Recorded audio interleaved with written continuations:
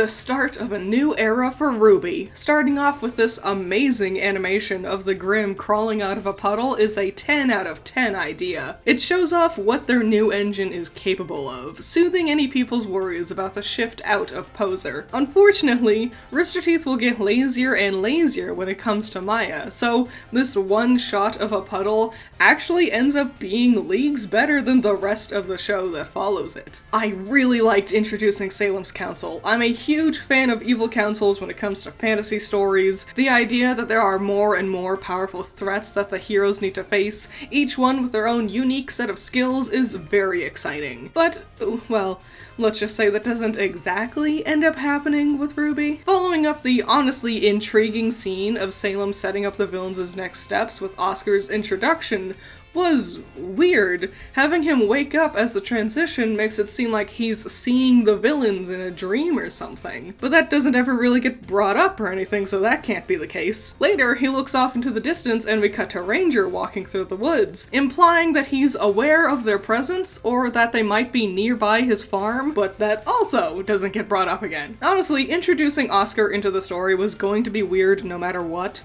He's a very sudden addition to the lore and the cast, but it didn't help that his scene is so weirdly sandwiched between two scenes in a way that seem like they're setting up ideas that never end up actually happening. Ranger's fight is fine, I guess. Lots of fun effects, again showing off what Maya is capable of, but also, again, this level of detail will not be seen in the future of the show. Also, they stop fighting far too frequently. Not only the infamous scene where Jean suggests they just try more, and then that actually works somehow, but peppered throughout the whole fight, you can really feel things stop and go. A bit like when there's a new driver in a car that keeps hitting the pedal too hard too fast. That being said though, the best thing of this episode is the animation. I've already pointed out the beautiful effects, and I cannot understate it. They are beautiful. They try to use dynamic shading and lighting. Yes, the fight is stop and go, but when they go, it does look amazing. There's a great sense of weight and personality with the animations. Honestly, it's a great idea to start the volume on such a high note. It easily hooks the viewer into sticking around this way. The worst thing in this episode is definitely the garbage attempts at comedy. I already mentioned try harder, but RWBY screaming, laughing like a maniac because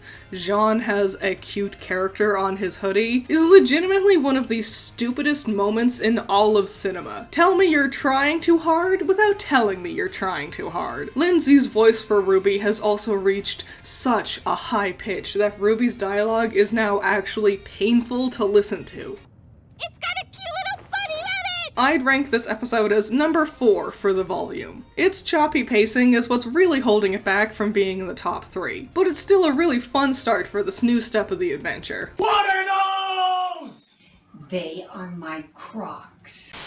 This episode is a lot slower than the first one, which isn't a bad thing. Slowing things down to show us what the average day-to-day of their journey looks like is important. Unfortunately, it just doesn't help that not much in this episode is really all that memorable or important in the long run, with the exception being the ending, but we'll get to it. We all know that's gonna be the best part of the episode, right? Ranger's conversation is kind of bland. Seeing the destroyed town establishes that life outside of the kingdoms is a lot more dangerous, but their lack of actual impact on the town or the people of the town makes it feel like all exposition and no personality. Like, Jean mentions visiting this town as a child, right? Why not have this be a bigger impact on him? It makes it easy to forget the scene even happens. At least it starts to set up Ren and Nora noticing the Knuckleavi is still in the area. I think the episode would have benefited from Weiss's side of things. Yeah, we get introduced to a handful of interesting characters, and they're still implementing really nice looking shading and lighting in these scenes, so that's nice, but again, this ends up being very unmemorable in the long run because this doesn't really do anything. It begins to establish the idea of her doing a concert sometime, but the conversation isn't very interesting, despite how long it is. They say so much, but it adds up to very little. Even her chat with Whitley. They start this trend where they sort of dance around topics, but never really converse. In recent years, I've started to notice that Miles specifically tends to write dialogue like characters talking at each other. People in the scene don't usually acknowledge the real words the prior character says, and I think this is the beginning of that trend, and I don't know why this is happening here, aside from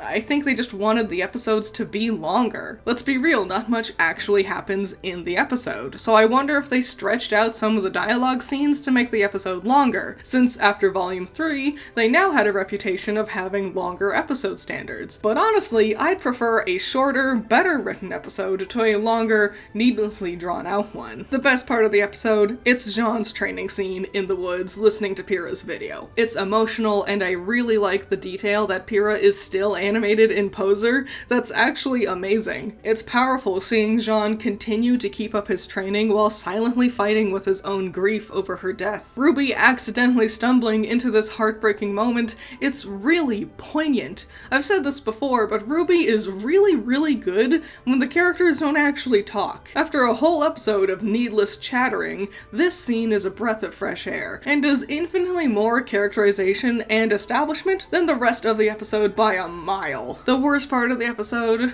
Oh, I guess it's the confusing dialogue with Weiss. In all honesty, there's really nothing all that bad about the episode. It's all just generally kind of meh, so picking a worst part just feels like nitpicking, but I suppose Weiss's dialogue is noticeably wonky. Despite being home for at least a few weeks, her conversation with Whitley sounds like they only just got back. Whitley's faux kindness kind of goes nowhere. Weiss is happy Jacques wants to put on a fundraiser for Vale, but then gets offended when he wants her to perform for it for some reason. Wouldn't she be thrilled to help those in Vale? Later in the volume, she gets upset when the others at Atlas isn't taking the fundraiser seriously, so why did she not want to help contribute to this event? I don't know, it's clunky. I'd rank this episode at number 6. Truly just the middle of the road. Around me are familiar faces, worn out places.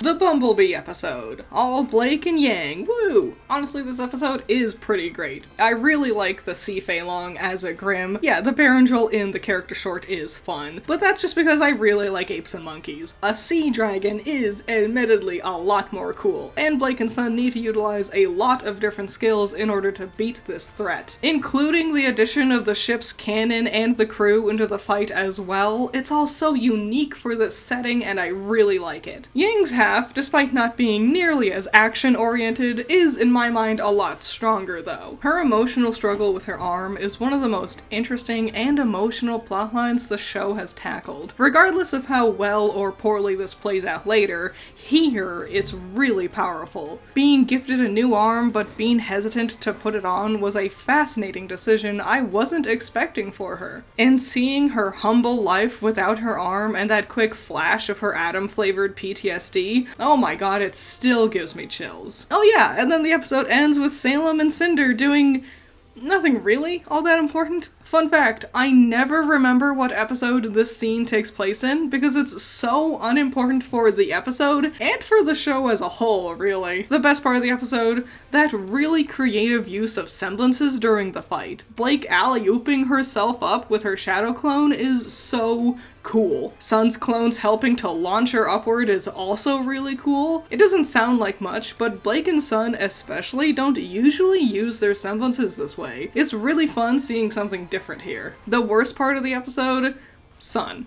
Oh, how they massacre you, you poor boy. You know, it's fascinating. Despite RWBY's flaws in writing, I could not say any of the characters really suffer from flanderization, except for Sun Wukong. He's changed from adorably straightforward into buffoonishly dumb. He's changed from a funny guy whose earnest actions and dialogue leads naturally to comedic moments, into being a punching bag for characters to kick down and belittle for slapstick purposes. He's not a serious, interested, caring friend. Now he's so obsessive and single-minded that he abandons his whole team right after a tragic event to chase Blake around the world for weeks on end just because. I know they weren't trying to make him come across as creepy, they wanted this to be silly, but unfortunately they dropped the ball on that one. In hindsight, this behavior from him is genuinely kind of creepy. Despite all of that, this episode still lands as number 3 on my list.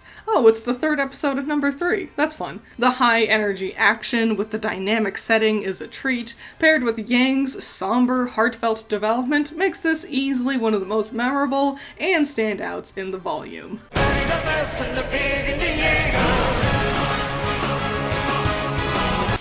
God, what a snore fest. The majority of this episode is 2 scenes that drag out for way too long, that are too afraid to say anything substantial. Firstly, the episode sets up Oscar and Ozpin now inhabiting his head. Again, this was going to be weird no matter what they did, just because the circumstances of this plot is weird on its own. Especially back when the episode first aired and we had no idea what was going on with any of this. But then it's Yang and the old guys, no.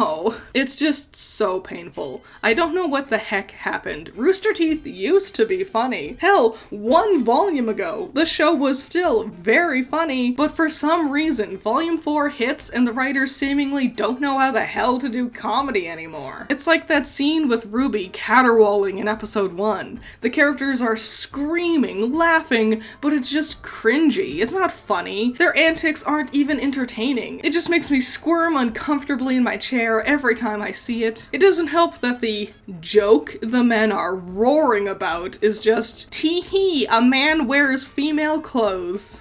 There we were, standing in the auditorium, looking at Crow wearing a skirt. Yeah, remember what I said about Jean wearing a dress in volume 2? Lots of people had the argument of, well, he was just keeping his promise. Alright then, what's the excuse here? 3 men are screaming their heads off, laughing at the idea of a male-presenting person wearing traditionally female clothes. I was just a TA. I didn't know what to do, so I just left the room to laugh.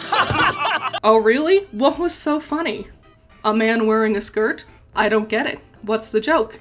Go on. Explain to me what's so funny about that, Rooster Teeth. Beyond the joke, the rest of the dialogue is awful too. Yang and Ty's argument is uncomfortable to sit through. Ty's weird insult and Yang being weirdly fine with the insult is weird. Ty tries to be encouraging, but it just falls so flat. Truly one of the worst scenes of the show, and that's only half of the episode. Then we cut over to Crow and Raven chatting, and this is also just kind of bad. Raven was supposedly this super mysterious woman, always elusive, hard to track down. No wait, never mind, she's here and just ready to chit-chat. Worst of all, Crow and Raven don't actually say anything important. Again, it's like I said with episode 2, a lot of words, but nothing being said. Dancing around the topic without ever really conversing with each other. Even after you watch the rest of the show and learn about maidens and relics and everything, going back to this scene is worthless because nothing they say is actually important or meaningful. Almost as if the writers didn't actually know what they wanted to do with the story, but they still wanted a scene where Raven acts mysterious or whatever. Garbage. The best part of the episode, Yang's nightmare. The one saving grace of this episode. Like I said, the show's really good when the characters shut the hell up. Silent scenes are very, very good, and this is a great example. They play around with the nightmare scenario and makes a genuinely creepy moment here. The worst part of the episode?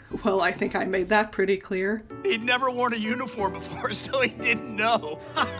This is the second worst of the volume. It sucks. Annoying, pointless scenes that I hate sitting through. Slow, plotting establishment with Oscar. After Yang's nightmare, just skip the whole thing. You'll be able to save yourself a few brain cells that way. Because I'm a lady, that's why. You're not a lady. You're nothing but a sister. Ladies do not start fights, but they can finish them.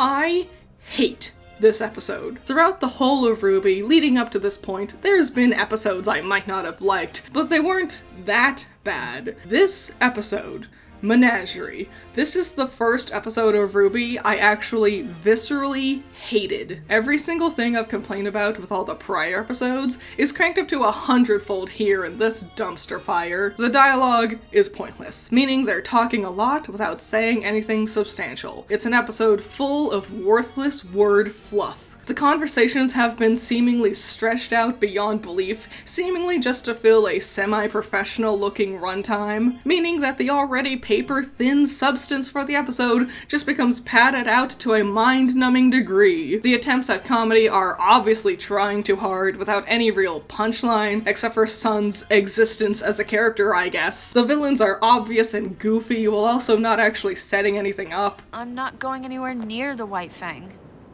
Not yet.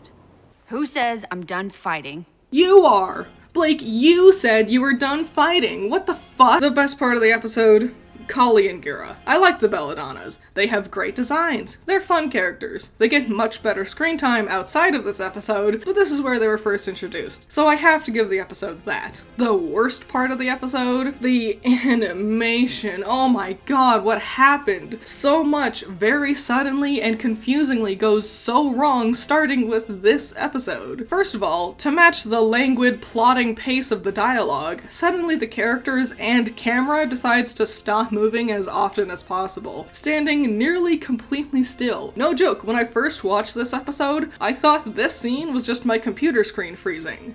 It's not. Your screen is not frozen here. They just did this lazy of a job with it. They really shoot themselves in the foot by having the characters going on and on and on about the horribly cramped menagerie, while simultaneously showing us scenes of sprawling, vacant streets with less background characters than most school scenes from volumes 1 through 3. And the cherry on top, this is the episode where suddenly they just kind of give up on their dynamic lighting and shading. Yeah, every episode before this one had at least one scene where there was dynamic shadows, but here, suddenly everything becomes very flatly lit. It's so noticeable and weird that Miles and Carrie had to point out in the director's commentary that Sun does still have his abs, because in the scene, the way they're so flatly lit, it seems like his abs are just gone. No matter what direction the character's face, the shadows always fall the same way on their models, likely because these are the only shadows that are actually painted onto their character models. The Albane brothers' hoods and the characters' hair don't cast shadows on their faces, and the thing that really sucks is this becomes the standard for the show moving forward. For some unknown reason, they just give up on trying to light the scenes in unique ways, on giving dynamic shadows for their character models, which is very, very weird,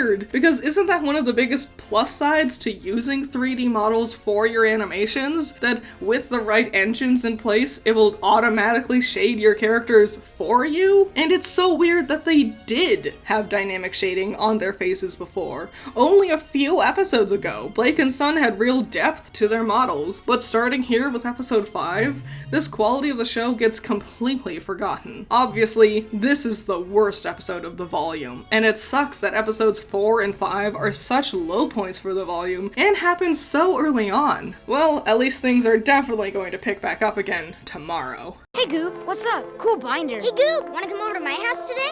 They all hated me.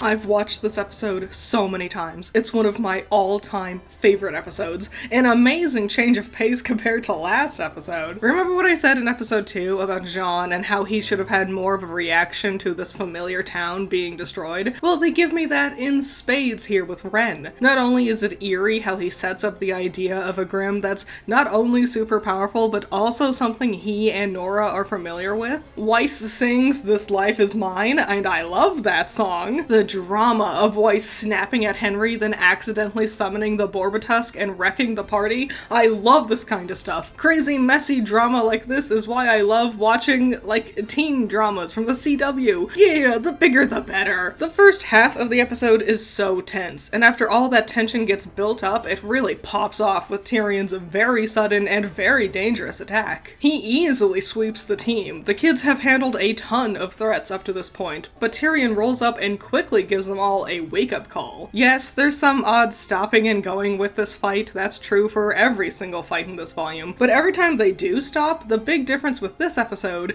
is that the things they stop and say are actually super interesting. Tyrion waxing poetics about how delighted he is at the prospect of abducting RWBY. That's a bonkers way of defining his character. Remember, this is really the first actual conversation Tyrion's been a part of for the show. His ribbing against Cinder in episode 1 was just a taste of what his real personality is. Then his tail reveal and Crow swooping in to save the day are exciting new revelations about how this fight is going to evolve with these new additions. It's so good, I love it. The best part of the episode, Tyrion in general. He's delightfully creepy, he's fun and unique, and seeing him revel in his attack on these kids is so crazy. There's no other character like this, gleefully teasing Nora as he reveals he has a tail. Also, this whole moment was so thrilling. Look at this absolute king just going ham. I love it. The worst part of the episode... Okay, they don't really do a great job making Ren, Nora, and Jean seem down for the count. When Tyrion approaches Ruby after rearranging her pelvis with his boot, we cut to the other three in Ranger and they just don't sell it. Ren and Nora seem like they're just lounging around, and Jean doesn't even seem injured. He could just be far away, but he's not trying to get closer to Ruby to help save his friend. He seemingly just shuts his eyes tightly, accepting Ruby's fate because, I don't know, he's stopped caring? Maybe he should have tried harder. We hit it harder. Easily, this is the best episode of the volume. A huge leap in improvement from episode 5. I have a great time no matter how many times I rewatch this one. I love it. A little fight in you. I like that. Then you're gonna love me. Okay, so I understand wanting to end the episode on the thrilling fight with Tyrion. It's the most exciting part of the episode and sets up a cool cliffhanger. But golly gee, it is an unfortunate decision to have the episode start with Oscar talking to Ozpin. This scene already drones on and has some pretty bland visuals to accompany it, especially on a rewatch. This scene really blue balls you from the fight from the last episode. Then it doesn't help that the next scene is Weiss getting slapped by Dad. I think they should have had this scene be the ending of the episode. Her readying her weapon, prepared to restart her training, would have worked fine as the end of the episode's stinger, and we would have gotten back to the fight sooner. On top of that, I think Oscar's scene should have been pushed to the next episode. Or hell, they could have trimmed down Menagerie a ton and placed this scene at the end of that episode instead. Speaking of Weiss's scene, while it's appropriately dramatic, it kind of feels hollow in hindsight. At the time, this felt like a really big deal, but after this moment,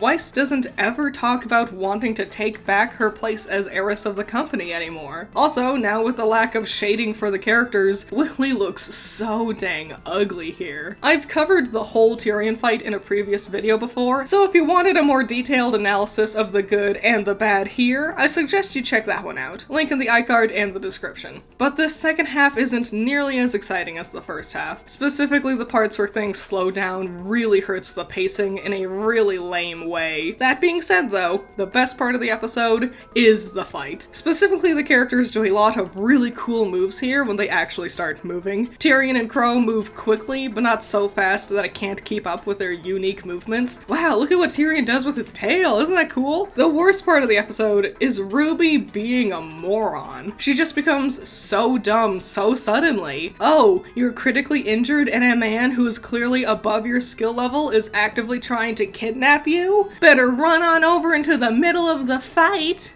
This is my fight too! First of all, never speak. Your voice is so horrible. The strained high pitch actively takes away any personality behind your words. Second, no it's not.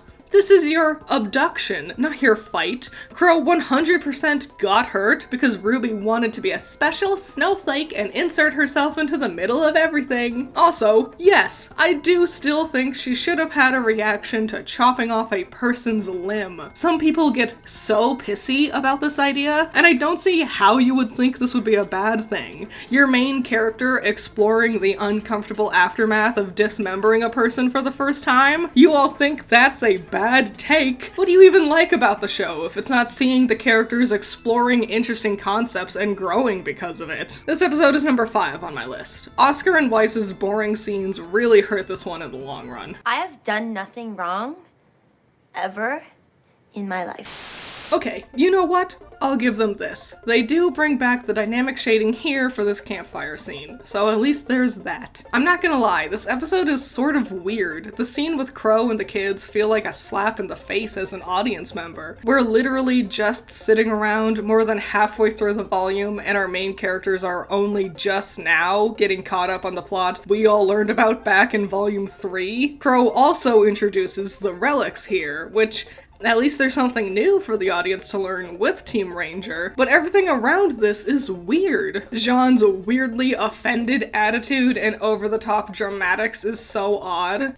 What is the point of all of this? Will you just tell us what's going on? Like, it wouldn't be as weird if the other three had half as much of a reaction or anything, but nope. They're all just calmly sitting around, chill as can be, while Jean has a whole meltdown over there. The introduction of relics feels weird too. Like, we spent so much time going over the maidens last time, but now we're suddenly introducing this whole other important element now too. It really gives the impression that the writers were sort of just making things up as they went along. Planned from the beginning, my ass. It's weird RWBY doesn't know her own beloved uncle's semblance. Like, if they had set up the idea that knowing semblances was taboo, that would be one thing, but it's not. Crow doesn't seem embarrassed about revealing this information or averse to talking about it. Quite the opposite. You'd think he'd be warning everyone in his vicinity about his bad luck curse. So why doesn't RWBY know what it is already? It's not just Ranger's scene. It's weird Blake is acting all shy towards her dad. You were just chatting and having a fun time a few episodes ago. Your family is so chill with you. Why are you crying and having a breakdown?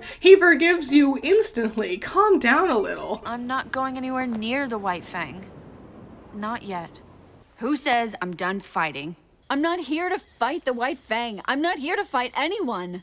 Oh my god, pick a freaking lane, Blake, you wishy-washy cat coward. The best part of the episode, as weird as it is, Gira comforting Blake is genuinely sweet. Kent Williams, Gira's voice actor, is phenomenal and really goes above and beyond with his soft, gentle moment. And it's a refreshing change of pace seeing a parent who's unabashedly caring for their kid. No offensive weird jokes, no physical abuse. Gira really is the best boy. The worst part of the episode, Blake being the worst person ever. Oh my god, I hate her so much. Oh gee, my friend accidentally barged into a sweet moment between me and my dad. Time to slap the crap out of him. Yes, me, the victim of an abusive relationship. Time for me to take that same energy and send it back to those who are closest to me. Watch as Blake beats Sun, then yells at him because she's a wishy-washy cat coward who can't decide if she's fighting the White Fang or bumming around mommy and daddy's couch. I hate Blake. I hate her character so much. I actually don't understand how any sort of writer could sit here and write one of their main characters like this and still sit there and think they're a likable person people would be rooting for. This episode sucks. It's number 9 on my list, which isn't terrible, I guess. We did get some new information, and the characters got caught up on the plot they're in, but man, Blake really ruins every single thing she's in, huh?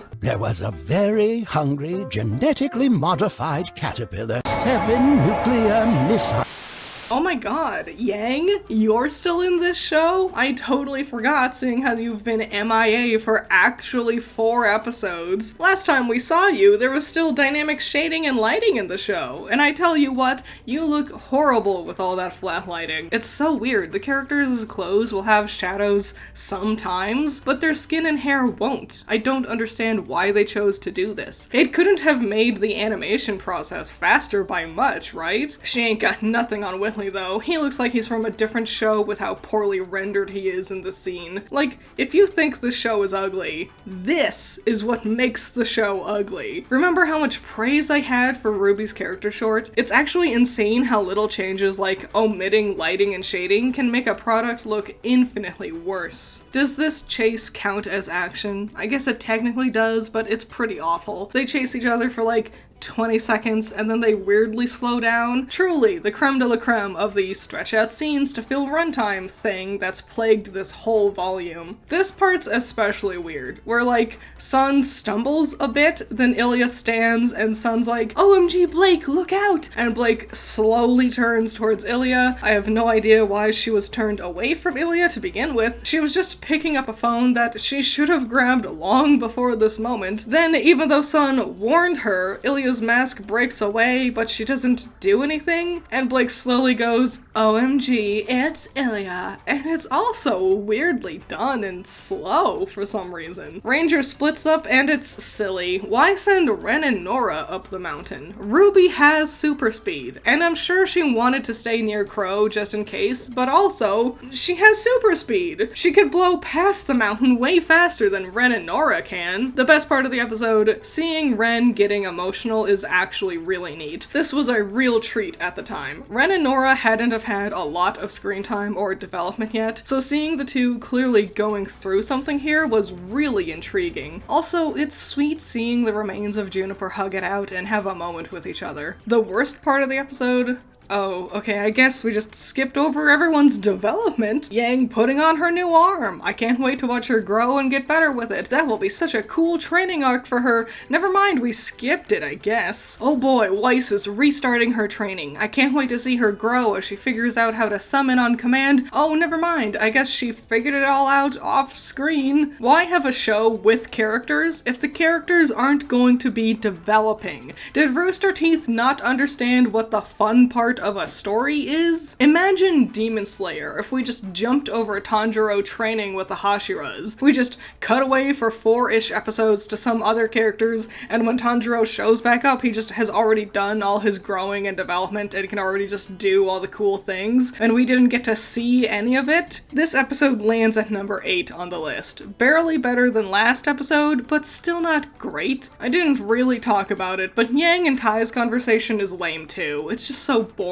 You can just really tell the writers don't actually have any inspirational things to say, and the characters just sort of babble in moments like this. And I'm not gonna let anyone get in my way!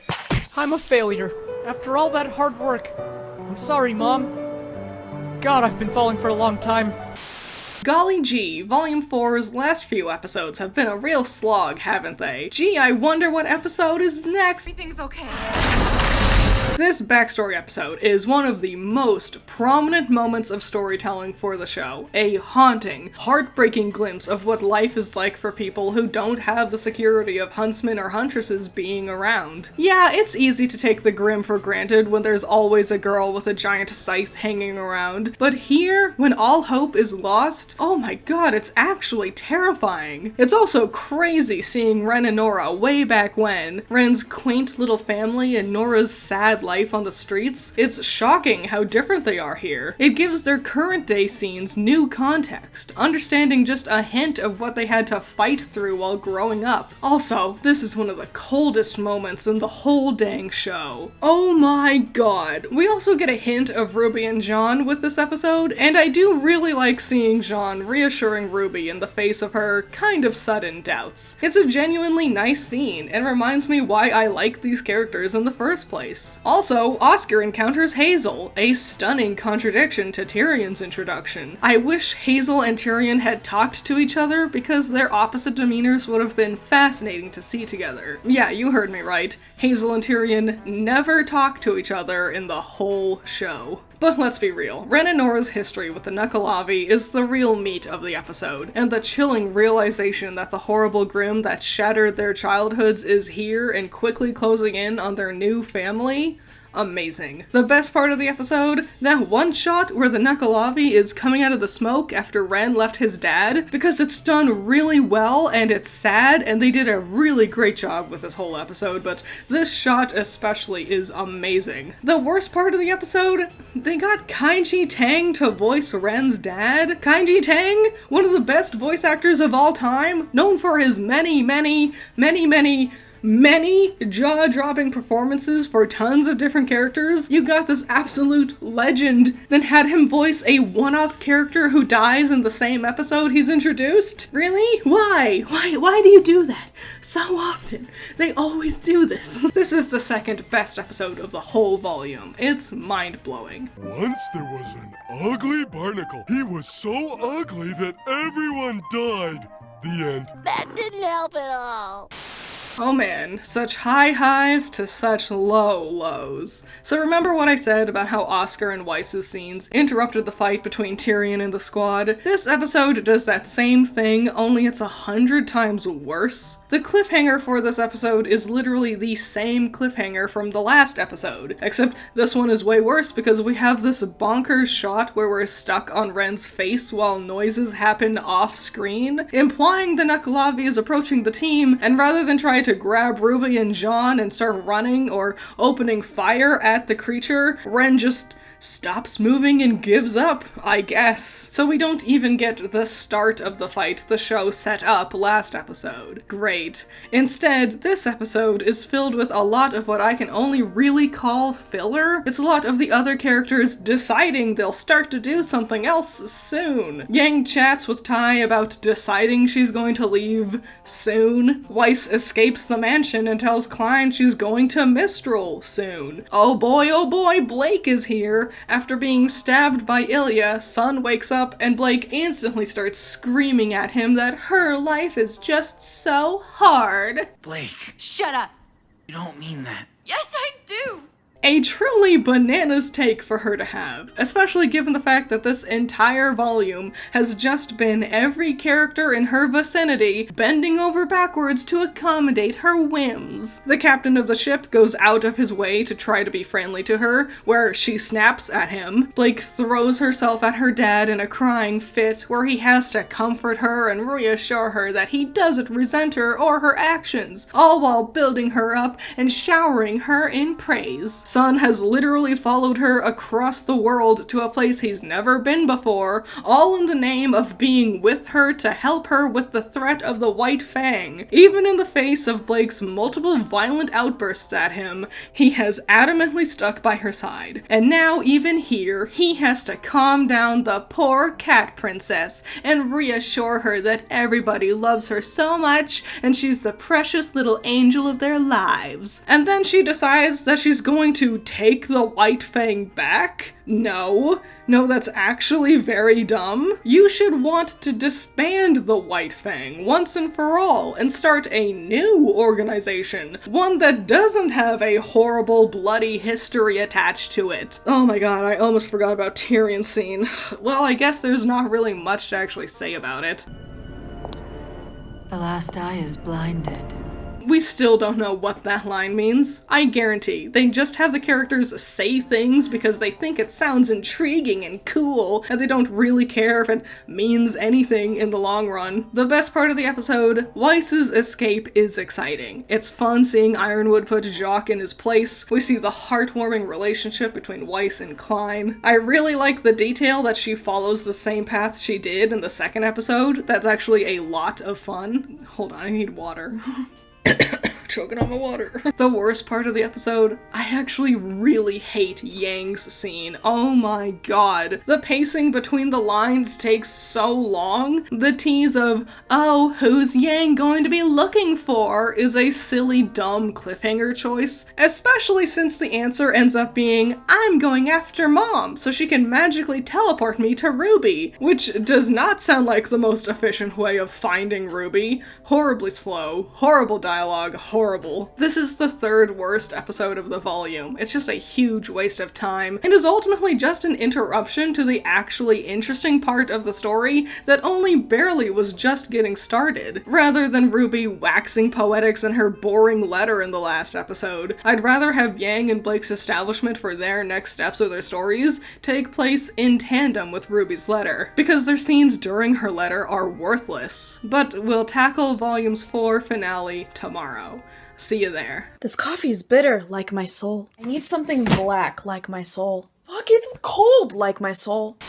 The big finale against the Nakalavi. Just like the rest of the fights in the volume, there's a lot of starting and stopping with this one. It's not all terrible though. Nora diving in to redirect the hit is great. Nora and Ren's heart-to-heart under the house is great. Ren blinking and the image of crying baby Nora away legitimately gives me chills every single time. On the other hand though, I think Ren going feral isn't really well done. It doesn't really come across that Ren is throwing himself recklessly into danger. It more comes across like the others are mad at Ren for actually trying to stop the Grimm. Also, they saved the day the same way they wrapped up their fight in episode 1. We hit it harder. Yeah, they all just kind of decide to try more and then they suddenly win. On one hand, Ren is awesome, and his slicing up the Grimm piece by piece while internally attributing this victory for all he's lost is very cool and super poignant. But on the other hand, the way the team ends up easily beating the Nakalavi makes it questionable about how no one was able to stop this monster before. And I've seen people argue that all the weapons in the Nakalavi's den are simple tools. No guns, just regular spears, swords, and arrows. And yeah, that would make sense. But also, none of these kids use their guns to stop the Nukkalabi. Nora only uses her hammer, Jean only uses his sword, while Ren uses Jean's shield, Ruby only uses her scythe, literally only firing bullets to launch her blade into its arm. Any bullet that does hit the Grimm has seemingly no effect on it. Ren even beats the Grimm with a very small, simple dagger. So yeah, even though all these weapons lack artillery, the question still stands. Why couldn't anyone else beat this Grimm before now? I think we really missed an opportunity at having someone have, like, an upgrade to their semblance or something. Like, this would be the moment where it'd be like, oh yes, their new evolved semblance or weapon is what saved the day, but they don't do that. All of that, mixed with the fact the fight ends before the halfway point of the episode, makes the resolution sort of feel flat. Very much like a, oh, that was it? The best part of the episode, hands down, it's Ren and Nora.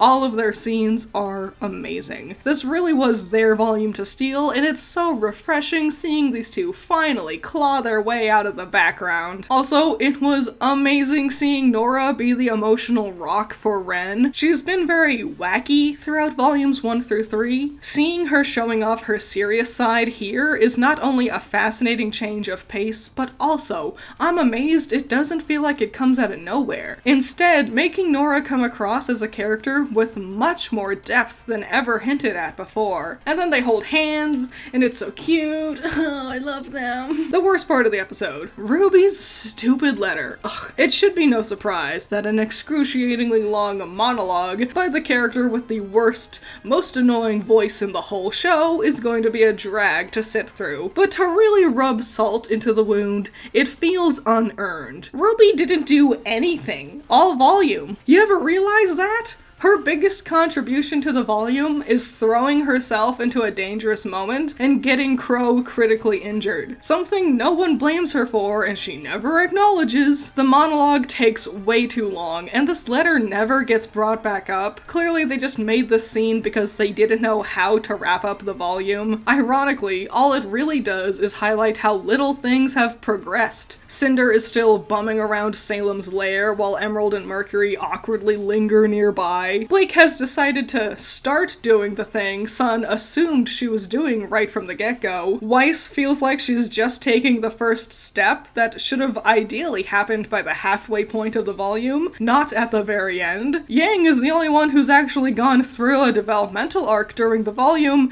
but that leaves a bad taste in my mouth knowing that all that development happened off-screen between episodes 4 and 9. Also, now her outfit sucks. I hate this outfit. Unfortunately, the final episode for Volume 4 lands at number 7 on my list. A slightly less than mid place to end things off on. Honestly, the whole volume rubber bands a lot in quality. Likely the shift to Maya and also being the first volume being made after Monty's unfortunate passing meant there was a lot of weirdness behind the scenes. The scripts noticeably feel different. Volume 4 also tries shifting to a much more serious tone than volumes 1 through 3 had. Also, this volume has the 4 main characters all separated, meaning they juggled 4 different plot lines all at once. Also being the first volume where these characters aren't stationary. No more just sitting around school, this shows the kids traveling across Mistral. All in all, a lot was very suddenly different here, so it's hard to try to really narrow down why exactly the volume as a whole feels so different. The scripts feel stretched and the dialogue feels empty.